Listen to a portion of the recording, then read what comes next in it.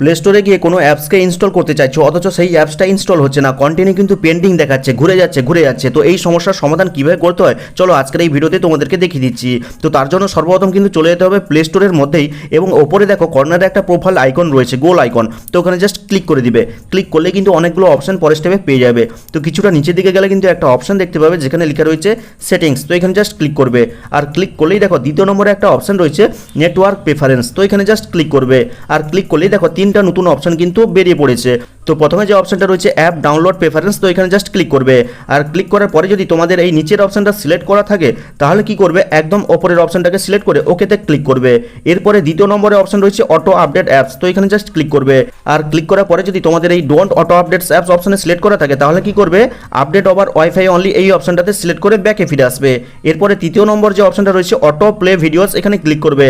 আর click করার পরে যদি তোমাদের এই auto play videos over wifi only select করা থাকে তাহলে নিচের এই ডোন্ট অটো প্লে ভিডিওসে ক্লিক করে ওকেতে ক্লিক করে দিবে। ব্যাস, প্লে স্টোরের মধ্যে কিন্তু তোমার সমস্ত সেটিংস কমপ্লিট। এবার কি করতে হবে, চলে যেতে হবে তোমাদের ফোনের সেটিংসের মধ্যে এবং সেটিংসে গেলে কিন্তু একদম ওপরে অ্যাবাউট ফোন নামে একটা অপশন পাবে, ওখানে জাস্ট ক্লিক করবে। আর ক্লিক করলেই দেখো এখানে কিন্তু স্টোরেজ নামে একটা অপশন রয়েছে, এখানে জাস্ট ক্লিক করতে হবে। আর ক্লিক করতেই দেখো একদম ওপরের দিকে কিন্তু অ্যাপস অ্যান্ড ডেটা নামে একটা অপশন রয়েছে, তো এই অ্যারো মার্কে ক্লিক করবে। আর ক্লিক করার পরে দেখো সবথেকে বেশি মেমোরি যে অ্যাপসগুলো নিয়েছে তাদের লিস্ট কিন্তু ওপরে দেখাচ্ছে। তো কি করবে, এই অ্যাপসের গায়ে ক্লিক করবে। ক্লিক করার পরে দেখো ক্লিয়ার ক্যাচ নামে একটা অপশন রয়েছে, এখানে জাস্ট ক্লিক করবে। ক্লিক করে ওকেতে ক্লিক করে দিবে। এরপরে ব্যাকে ফিরে আসবে। আবার এই নিচের অ্যাপটাতে ক্লিক করবে, ক্লিয়ার ক্যাচে ক্লিক করে ওকেতে ক্লিক করবে। অর্থাৎ 1 GB 2 GB 3 GB করে যেই সমস্ত অ্যাপসগুলো জায়গা নিয়েছে তাদের এই ক্যাচগুলোকে ক্লিয়ার করে দিবে। এরপরে ব্যাকে ফিরে আসবে। ব্যাকে ফিরে আসার পরে প্লে স্টোর অ্যাপের উপরে আঙুলটাকে প্রেস করে রাখবে। প্রেস করে রাখলে কিন্তু ওপরে আই বা ইনফো নামে একটা অপশন দেখতে পেয়ে যাবে, এখানে ক্লিক করবে। ক্লিক করার পরে কিন্তু এই যে ক্লিয়ার ডেটা অপশনটা রয়েছে এখানে ক্লিক করবে। ক্লিক করার পরে ক্লিয়ার অল ডাটাতে ক্লিক করবে, দিয়ে ওকেতে ক্লিক করে দিবে। ব্যাকে ফিরে আসবে। ব্যাকে ফিরে আসার পরে তোমার মোবাইলের যে পাওয়ার বাটনটা রয়েছে প্রেস করে রাখবে। প্রেস করে রাখলে কিন্তু রিবুট বা রিস্টার্ট নামে একটা অপশন পাবে, ওখানে ক্লিক করবে।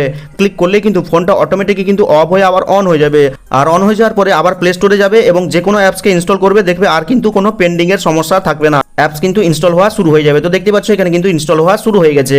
আর এইভাবে কিন্তু খুব সহজে প্লে স্টোরের অ্যাপ ইনস্টলের যদি কোনো সমস্যা থাকে তাহলে সমাধান করতে পারবে। ভিডিওটা দেখে ভালো লাগলে লাইক করে চ্যানেলটিকে সাবস্ক্রাইব করবে, কমেন্ট করে জানাবে কেমন লাগলো আজকের এই ভিডিওটা। তো দেখা হচ্ছে পরবর্তী কোনো এই ধরনের হেল্পফুল ভিডিওর সাথে।